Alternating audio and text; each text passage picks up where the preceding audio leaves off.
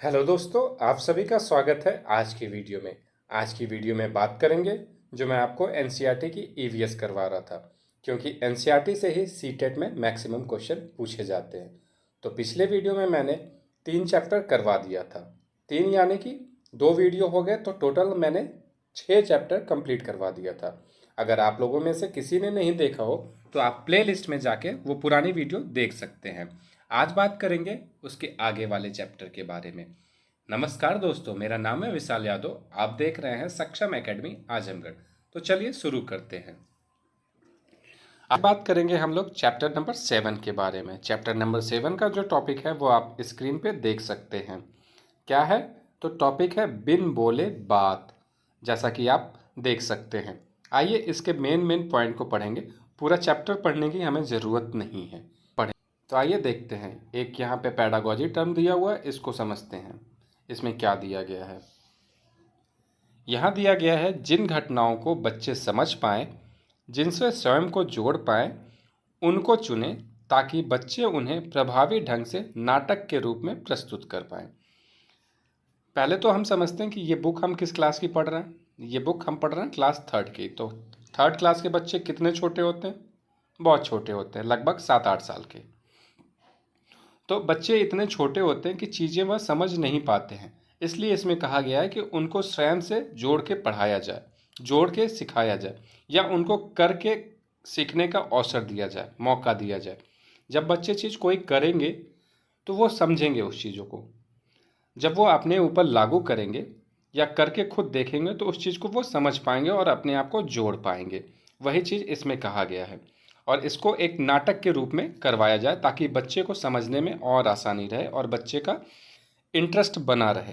तो चलिए अब आगे बढ़ते हैं, आगे देखते हैं कि आगे क्या कहा है। चलिए यहाँ देखते हैं नीचे क्या लिखा गया है, क्या दिया गया है। इसमें दिया गया है, हम में से ज़्यादा लोग बोल और सुन सकते हैं, पर कुछ ऐसे भी लोग होते हैं जो बोल और सुन नहीं सकते हैं। ऐसे लोग दूसरे को अपनी बात इशारे से समझाते हैं, और दूसरे लोग इनकी बात कैसे समझते हैं? तो इनके इशारों से समझते हैं, इनके ओठों को देख के समझने की कोशिश करते हैं कि ये क्या कहना चाहते हैं। यहाँ से कई बार क्वेश्चन पूछा गया है कि जो लोग बोल नहीं सकते वह अपनी बात कैसे प्रकट करते हैं और अगला उसको कैसे समझता है? तो उनके इशारों से। अब चलिए नीचे बढ़ते हैं, नीचे देखते हैं क्या दिया गया है। एक ये कविता दी गई है और ये ज़रूरी नहीं है। आगे बढ़ते हैं, चलिए। एक यहाँ पे पैडागॉजी टर्म है, इसको देखते हैं पहले क्या है ये। पैडागॉजी टर्म हम देखते हैं, ये दिया गया है। इस पाठ से चर्चा हो सकती है कि हम सब में अलग अलग तरह की क्षमताएं हैं। बच्चों के अपने अनुभव को शामिल करते हुए इस विषय पर संवेदनशीलता बनाई जा सकती है। आइए इसको समझते हैं। इसके कहने का तात्पर्य यह है कि इस पाठ की चर्चा से हम यह समझा सकते हैं कि हर बच्चे के पास अपनी अलग क्षमताएं होती हैं। उनका रहने, खाने, बोलने, पीने, हर चीज़ का तरीका अलग होता है। ये एक तरीके से साइकोलॉजी टर्म में व्यक्तित्व विभिन्नता को दिखाता है, प्रकट करता है कि दुनिया में कोई ऐसा इंसान नहीं है, कोई दो ऐसे इंसान नहीं है जो सेम हो सके। कुछ ना कुछ अलग होता है। जुड़वा भाई बहन भी हैं तो उनके में भी कुछ ना कुछ अंतर जरूर रहेगा। चाहे बोलने का तरीका अंतर हो, चाहे आवाज़ हो, चाहे आंखें हो, चाहे बाल हो, चाहे हाइट हो, चाहे कलर हो, कुछ ना कुछ अंतर तो जरूर ही रहता है। तो इसमें यही दिखाया गया है कि अलग अलग तरह की क्षमताएं होती। किसी को पढ़ना ज़्यादा अच्छा लगता है, किसी को खेलना अच्छा लगता है। ये सब इनकी क्षमताएं हैं। अब आगे देखते हैं, बच्चों के अपने अनुभव को शामिल करने। इसमें दिया गया कि बच्चों को अपने अनुभव को शामिल करने का मौका देना चाहिए। ठीक है, चलिए अब आगे बढ़ते हैं।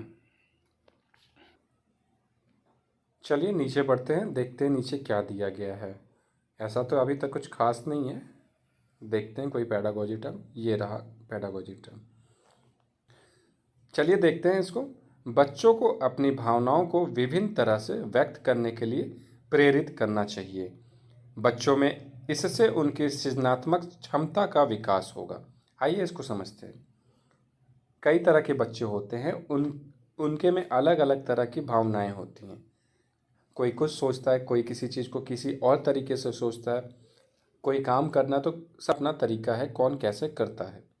ठीक है, तो बच्चों को प्रेरित करना चाहिए कि वो अपनी सृजनात्मक क्षमता जो है वो सबके सामने प्रकट कर सके। ठीक, इससे उनका सृजनात्मक क्षमता का विकास होगा। जो सोचने समझने की शक्ति है, जो करने का उनके अंदर एक भावना है कि कुछ करें, वो बाहर आ सकेगा। ठीक है, चलिए अब आगे बढ़ते हैं। चलिए नीचे की तरफ बढ़ते हैं, देखते हैं क्या दिया गया है। यहाँ साइन लैंग्वेज दी गई है कि डांस करते वक्त कौन कौन सी मुद्राएं कैसे हैं, वो दिखाया गया है। चलिए अब और देख लेते हैं कि इसमें कुछ और भी है कि नहीं। ये अलग अलग चीज़ें दिखाई गई हैं कि क्या चीज़ें कैसे हो रही हैं। ठीक है, नीचे बढ़ते हैं तो नीचे कुछ नहीं है। यहाँ पर 7वां चैप्टर कंप्लीट होता है। इसमें ज़्यादा कुछ था नहीं, 2-3 पैडागॉजी टर्म्स थे जो हम लोगों ने देख लिया है।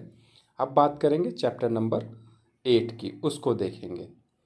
तो चलिए, जो हमारा नेक्स्ट चैप्टर है वो चैप्टर नंबर 8 है, और इसका जो टॉपिक है वह है पंख फैलाए उड़ते जाएं। बेसिकली ये पक्षियों के बारे में बात किया गया है। ये चैप्टर पूरा का पूरा पक्षियों के बारे में है, और यहाँ से कई बार क्वेश्चन पूछे गए हैं और पूछे जाते हैं, यूपी टेट में भी और सी टेट में भी, और अलग अलग जगह के एग्जाम में पूछे गए हैं। तो चलिए इसको ध्यान से पढ़ते हैं। कुछ इसमें कविता दिया गया है या पहेली समझिए इसको। पहला है, सिर पर मेरे डैश है, सुंदर पंख, सुंदर पंखों पर नाच है, सुंदर नाच दिखाता हूँ, राष्ट्रीय पक्षी कहलाता हूँ। तो यहाँ पे समझने वाली बात है, राष्ट्रीय पक्षी कौन है अपना, और सुंदर पंख किसके होते हैं, तो सुंदर पंख मोर के होते हैं। नाचता कौन है सुंदर, तो मोर, इसलिए वह राष्ट्रीय पक्षी कहलाता है। चलिए अब आगे बढ़ते हैं। चलिए ऐसे करके चीज़ों को समझते हैं। नीचे देखते हैं और क्या दिया गया है। अच्छा, यहाँ पे एक और है, इसको समझते हैं। हरे हरे पंख हैं मेरे, लाल है मेरी डैश का रंग, हरी मिर्च मैं खाता हूँ और डैश मैं कहलाता हूँ। तो पूछा है हरे हरे पंख हैं मेरे, तो हरा पंख किसका होता है, तोता का होता है। लाल चोंच किसकी होती है, तो तोता की होती है। मिर्च कौन खाता है, तोता खाता है। तो वही पूछा क्या कहलाता हूँ, तो तोता कहलाता है। चलिए आगे बढ़ते हैं। एक क्वेश्चन यहाँ से पूछा जाता है, इसको समझते हैं। मरे जानवर खाकर मैं जगह साफ कर देता हूँ, ऊंचे डैश में उड़ता हूँ, गिद्ध मैं कहलाता हूँ। तो अपना जो मरे जानवर होते हैं उनको कौन खाता है, उनको गिद्ध खाता है। यहाँ से क्वेश्चन पूछा जाता है, जो पर्यावरण का पॉल्यूशन कम करने में मदद करता है वो कौन करता है, तो वह गिद्ध करता है।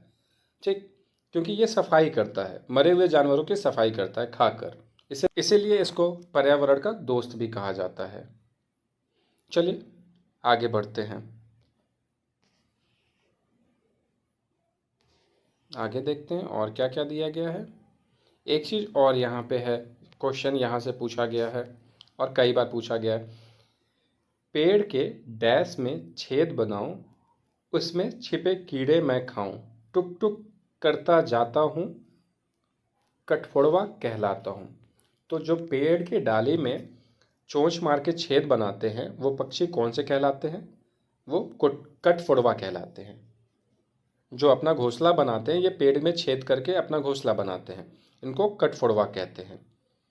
चलिए अब देखते हैं, एक यहाँ ऊपर छूटा है, इसको देखते हैं।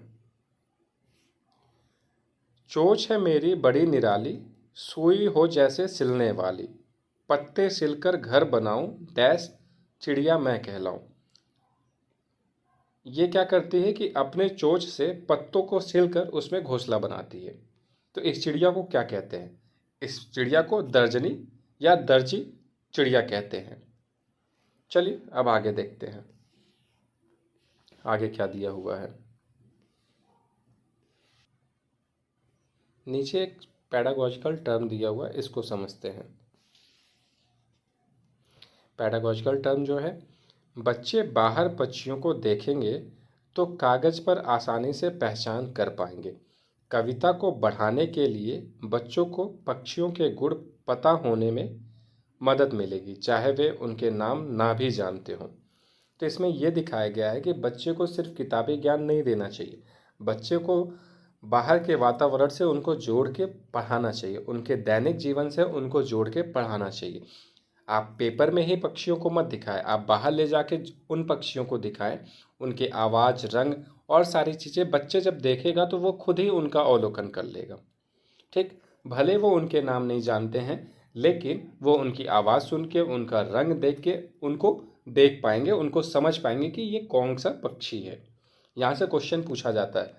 पूछा कैसे जाता है कि बच्चों को बाहर के वातावरण से जोड़ के पढ़ाना चाहिए, उनके दैनिक जीवन से जोड़ के पढ़ाना चाहिए, ना कि सिर्फ उनको किताबी ज्ञान तक सीमित रखना चाहिए।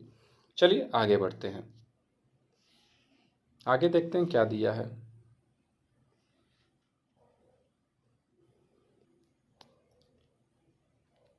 यहाँ पे एक पैडागोजिक टर्म और दिया है, उसे समझते हैं कि इसमें क्या कहा है।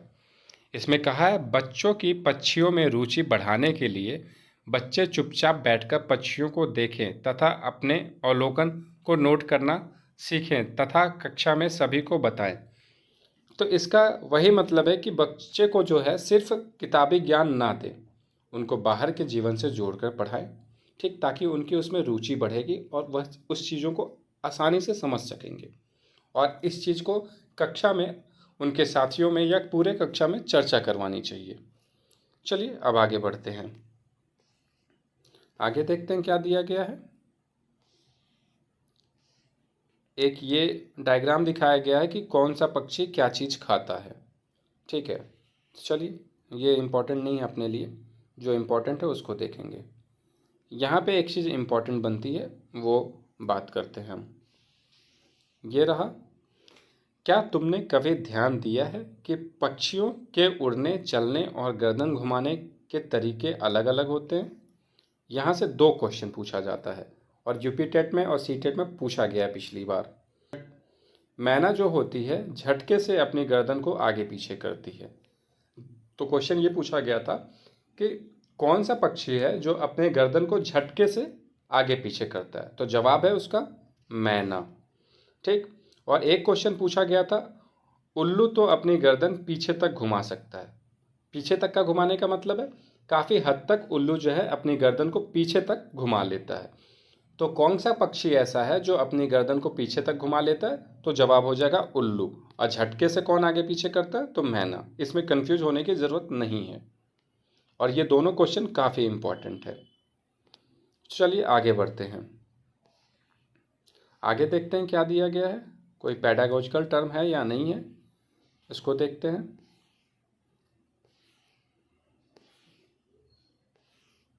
तो आगे कुछ भी नहीं दिया गया है, तो यहाँ पे अपना चैप्टर नंबर जो है 8 कंप्लीट हुआ। अब हम लोग चैप्टर नंबर 9 देखेंगे। आइए अब हम चैप्टर नंबर 9 पे चलते हैं। चैप्टर नंबर 9 को समझते हैं कि इसमें क्या दिया गया। तो पहले इसके टॉपिक को समझते हैं। बादल आए बारिश लाए। तो इसमें बादल और बारिश की बात हुई है और हाथी की बात हुई है। तो चलिए इसको समझते हैं। अपनी जो फर्स्ट लाइन है उसमें दिया गया है, अप्पू हाथी को केले बहुत पसंद है। अप्पू किसको कहा गया, तो यहाँ पे हाथी को कहा गया है। और केले किसे पसंद है, तो हाथी को। तो सवाल ये पूछा जाता है कि हाथी को फलों में सबसे ज़्यादा क्या पसंद है, तो उसे केला पसंद है। आइए फिर आगे देखते हैं क्या कहता है। पेड़ों से केले तोड़कर खाता है। एक दिन उसने देखे पेड़ मुरझा रहे हैं, बहुत दिनों से बारिश जो नहीं हुई थी। अप्पू बोला, मैं अपनी सूंड में पानी भरकर लाता हूँ। वह नदी की ओर चल पड़ा। नदी से अप्पू ने जी भर के पानी पिया। सूंड में पानी भरकर वह खूब नहाया। ठीक, उसके बाद फिर देखते हैं, फिर सूंड में पानी भरकर जाकर केले के पेड़ों पर नहला दिया। पानी मिलते ही केले के पेड़ खिल उठे। अप्पू बोला, अब मैं रोज तुम्हारे लिए पानी लाऊंगा, तुम मुझे मीठे मीठे केले देते जाओ। तो देख रहे हैं हाथी और केले का और पानी का संबंध जो है बच्चों को किस तरीके से समझाने के लिए ये कविता या ये कहानी बनाई गई है। तो चलिए आगे बढ़ते हैं, इसमें और क्या दिया है वो देखते हैं। ऐसा तो कुछ अभी नहीं दिया, एक ये कविता दी हुई है, तो ये भी हम लोग के लिए इम्पोर्टेंट नहीं है। आगे बढ़ते हैं, देखते हैं क्या दिया हुआ है। एक पैडागॉजिकल टर्म दिया हुआ, इसको समझते हैं। इसको देखते हैं कि इसमें क्या कहा गया है। बच्चों के बारिश से जुड़े अनुभव को सुनने से बारिश से होने वाले प्रभाव अच्छे या बुरे दोनों पर गहराई से चर्चा हो सकती है या आप चर्चा करवा सकते हैं। इसमें यह बताया गया कि बारिश से जुड़े चीज़ों को बच्चों से चर्चा करवाएं, उनको अपने अनुभव को शेयर करने के लिए कहें। अपना एनसीएफ कहता है कि शिक्षक जो है वो बच्चे के लिए है, बच्चा जो है वो शिक्षक के लिए नहीं है। मतलब हम बच्चों के तरीके से पढ़ाएंगे, बच्चे हमारे तरीके से नहीं पढ़ेंगे। तो कोशिश यही करनी चाहिए कि बच्चों को उनके अनुभव से जोड़ के पढ़ाना चाहिए।